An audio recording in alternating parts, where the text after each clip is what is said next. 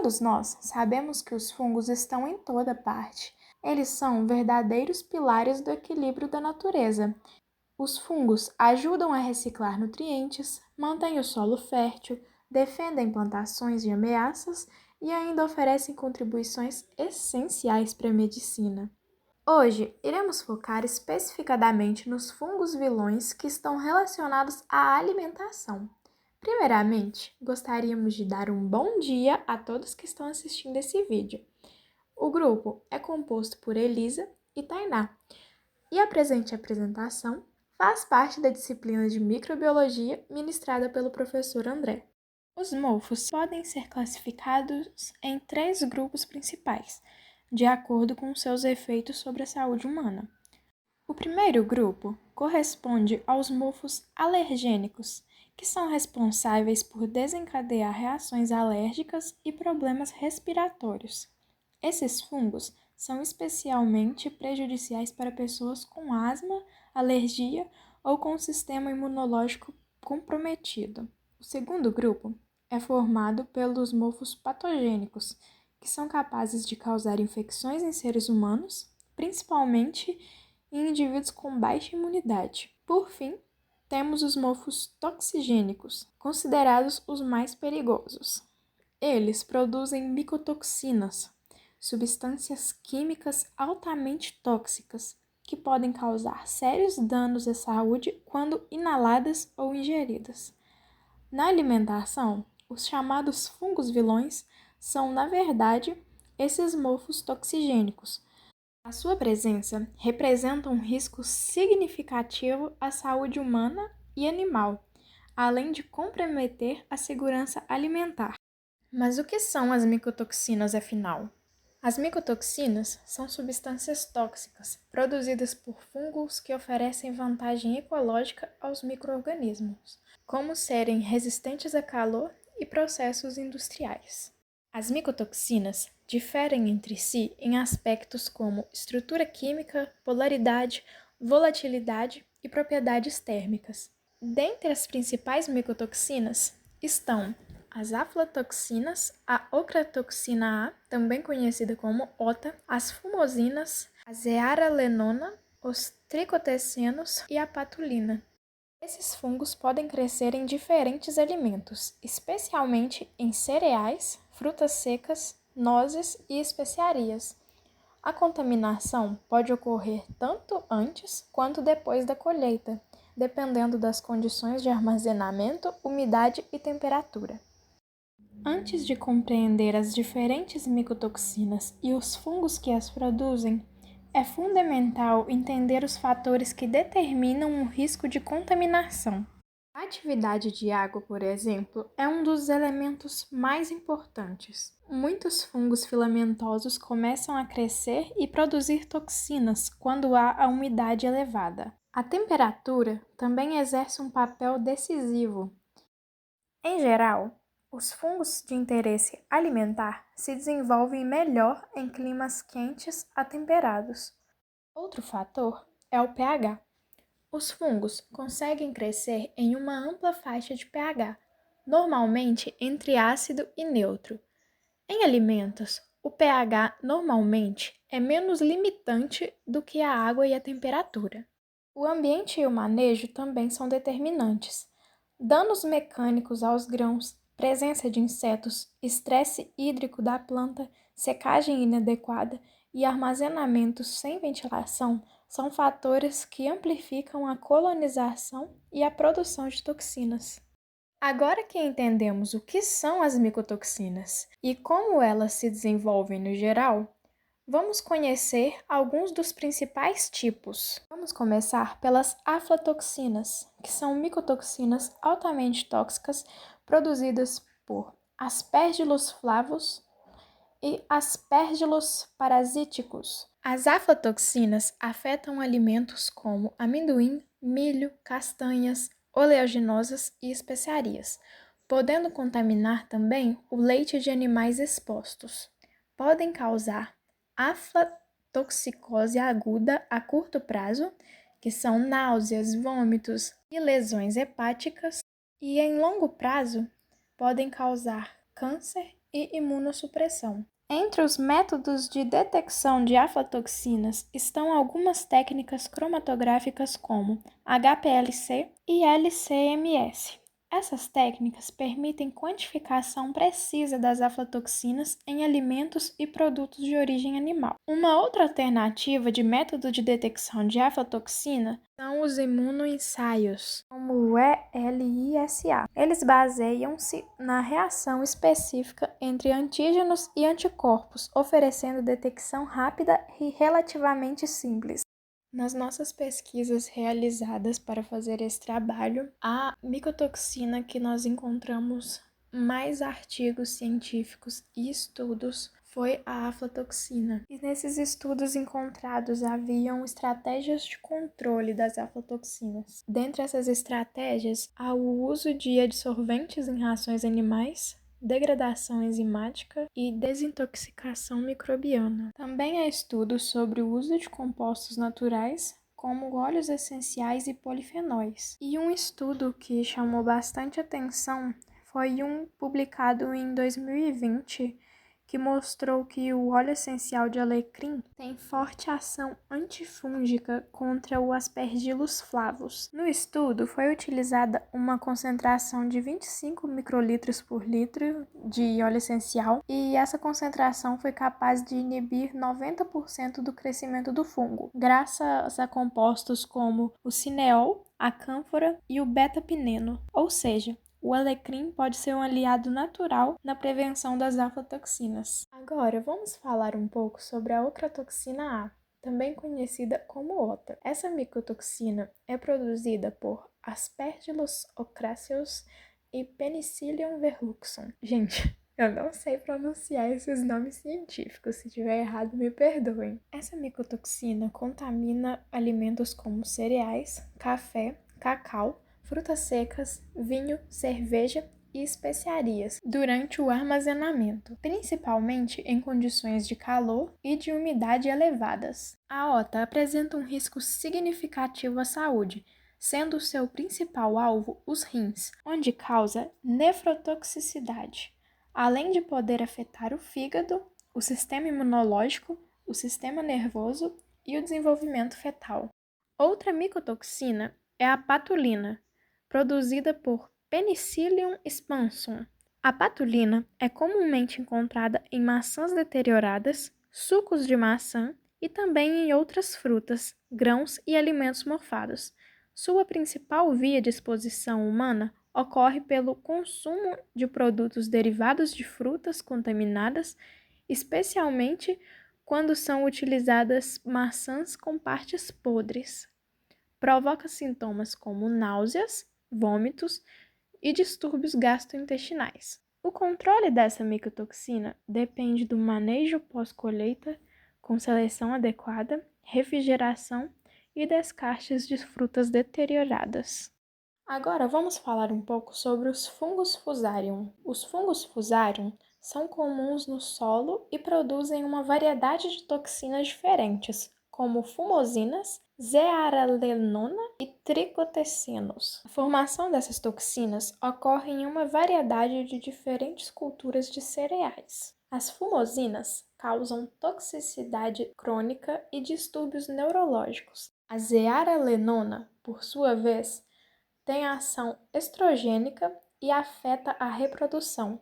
E os tricotecinos provocam náuseas, vômitos e imunossupressão. O desenvolvimento dos Fusarium é favorecido por variações climáticas, alta umidade e manejo inadequado na secagem e armazenamento dos grãos. Agora, vamos falar um pouco sobre algumas características dos fungos Alternaria e Cladosporium. Alternaria e Cladosporium são fungos comuns em frutas, hortaliças e vegetais, e são responsáveis por deteriorações e perdas econômicas. Algumas espécies de alternaria produzem toxinas como o alternariol, que podem ter efeitos genotóxicos, embora os riscos à saúde humana ainda sejam pouco comprovados, eles ainda estão na fase de estudos. Rhizopus e mucor. Rhizopus e mucor são fungos de crescimento rápido que causam podridão e deterioração em pães, frutas e produtos vegetais, sendo mais associados à perda de alimentos do que à produção de micotoxinas em larga escala propriamente dita. Apesar disso, podem causar mucormicose, uma infecção grave em pessoas imunossuprimidas, tornando-se relevantes para o controle sanitário. O manejo adequado e o descarte de alimentos deteriorados são essenciais. A tabela a seguir mostra as principais micotoxinas, os seus produtores, os alimentos mais afetados, os possíveis problemas de saúde e os limites máximos de resíduos que podemos consumir em microgramas por quilogramas de alimento. Caso vocês queiram estudá-la com mais calma, o link do artigo que ela foi retirada estará disponível na descrição do vídeo. No geral, os efeitos das micotoxinas no corpo humano, segundo a OMS, são sintomas agudos como náuseas, vômitos, dor abdominal e diarreia, podendo levar à insuficiência hepática em casos graves. A exposição prolongada é ainda mais perigosa. Pode causar câncer no fígado, danos nos rins, problemas reprodutivos, imunológicos e genéticos. As micotoxinas agem danificando o DNA, provocando inflamação e estresse oxidativo. O diagnóstico envolve avaliar sintomas, histórico alimentar e exames laboratoriais. Não existe um antídoto específico contra as micotoxinas. O tratamento é de suporte com reidratação, controle de vômitos e monitoramento de fígado e rins. Nesse momento, surge a seguinte dúvida: como reduzir os riscos de intoxicação por micotoxinas? No cultivo, o que ajuda a evitar fungos seria rotacionar culturas, controlar pragas e evitar danos aos grãos.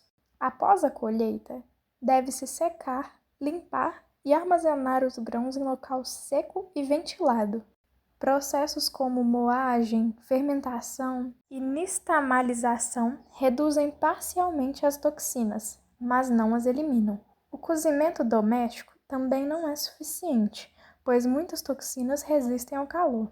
Em rações, adsorventes como bentonita e carvão ativado ajudam, mas a prevenção que é o mais importante mesmo. Em geral, a educação, o monitoramento e boas práticas agrícolas são as chaves para evitar o risco de contaminação. O nutricionista tem um papel amplo. Ele atua na prevenção, vigilância, educação, indústria e políticas públicas. No campo, ele orienta agricultores sobre boas práticas agrícolas como controle de pragas, irrigação adequada e secagem correta dos grãos. Após a colheita, garante o armazenamento seguro e participa da implantação de planos HACCP, análise de perigos e pontos críticos de controle, identificando pontos críticos de contaminação. O nutricionista também atua na vigilância laboratorial, definindo amostragens, interpretando resultados e tomando decisões técnicas sobre os lotes suspeitos. Além disso, o profissional pode desenvolver ações educativas e colaborar com órgãos reguladores, fortalecendo políticas de segurança alimentar e protegendo a população dos riscos das micotoxinas. Na avaliação clínica e alimentar, o nutricionista deve investigar o consumo de alimentos de risco, como milho, amendoim, castanhas e sucos caseiros, além de verificar a origem e o armazenamento. O profissional deve avaliar também o estado nutricional, analisando peso, altura, sinais de desnutrição e exames laboratoriais que indiquem danos ao fígado ou aos rins. As intervenções incluem reduzir a exposição, orientando a substituição de alimentos contaminados e a compra segura, e reabilitar o estado nutricional, com planos alimentares ricos em energia e proteínas. Um exemplo clínico é o de uma criança com baixo ganho de peso por consumir farinha de milho contaminada diariamente. A postura ideal do nutricionista seria a retirada da fonte, o fornecimento completo nutricional, rico em proteína e energia, o monitoramento do crescimento mensal e a investigação laboratorial, se aplicável. Em casos suspeitos, o nutricionista deve encaminhar para serviços de toxicologia, hepatologia ou nefrologia conforme os sinais, além de notificar a vigilância sanitária. Vamos falar agora sobre métodos, órgãos e legislação. Nesta parte, vamos explicar como é comprovada em laboratório e programas de vigilância a presença de micotoxinas, quais órgãos no Brasil atuam nisso e que regras orientam o monitoramento, como é feita a detecção de micotoxinas em laboratório e quais métodos garantem a segurança dos alimentos. O processo de detecção começa com a amostragem representativa, etapa crucial para evitar erros, já que a contaminação pode variar dentro do mesmo lote. Depois, as amostras passam por preparo e extração com solventes, seguidos de limpeza para reduzir interferências. Os métodos de triagem, como ELISA e testes rápidos, são usados para identificar lotes suspeitos, enquanto os métodos confirmatórios, como o LCMS e o HPLC,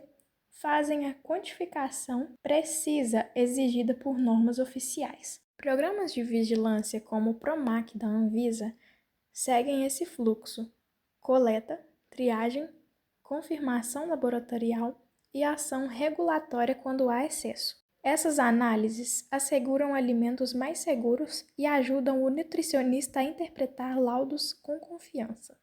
E quem monitora as questões de segurança alimentar no Brasil? A Anvisa coordena o Programa Nacional de Monitoramento, PROMAC. Ela define os limites máximos tolerados nos alimentos e divulga relatórios técnicos. O MAPA fiscaliza produtos de origem animal e rações, estabelece portarias com limites de micotoxinas e coordena os laboratórios oficiais LANAGRO. Já as vigilâncias sanitárias estaduais e municipais e os LACENS são responsáveis pela coleta e análise de amostras, encaminhando casos suspeitos para os laboratórios de referência. De acordo com Serviços e Informações do Brasil, a Anvisa, por meio do PROMAC, define produtos prioritários, realiza coletas em mercados e indústrias com apoio das vigilâncias sanitárias e solicita análises como o ELISA e LCMS, publicando relatórios com resultados e recomendações. O MAPA, por sua vez, atua validando métodos e realizando ensaios de proficiência para garantir a qualidade. Já os laboratórios de referência, como INCS, Adolfo Lutz, LACEN e LANAGRO, confirmam resultados, mantêm métodos validados e asseguram a confiabilidade das análises laboratoriais.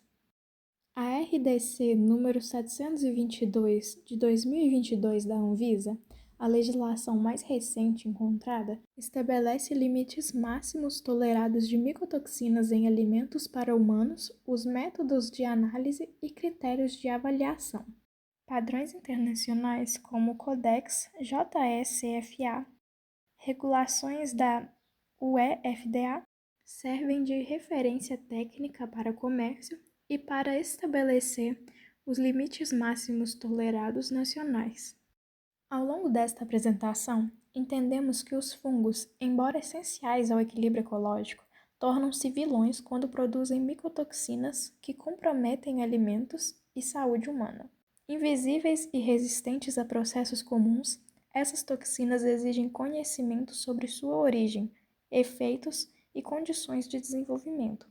O nutricionista desempenha um papel crucial, orientando os produtores e consumidores, promovendo práticas seguras e integrando equipes de vigilância sanitária. Métodos científicos modernos e órgãos como Anvisa, MAPA e Ministério da Saúde reforçam o monitoramento, mas fatores como mudanças climáticas e armazenamento inadequado exigem atualização contínua. Combater as micotoxinas é um compromisso coletivo com a saúde, com a nutrição e com a segurança alimentar. Obrigada!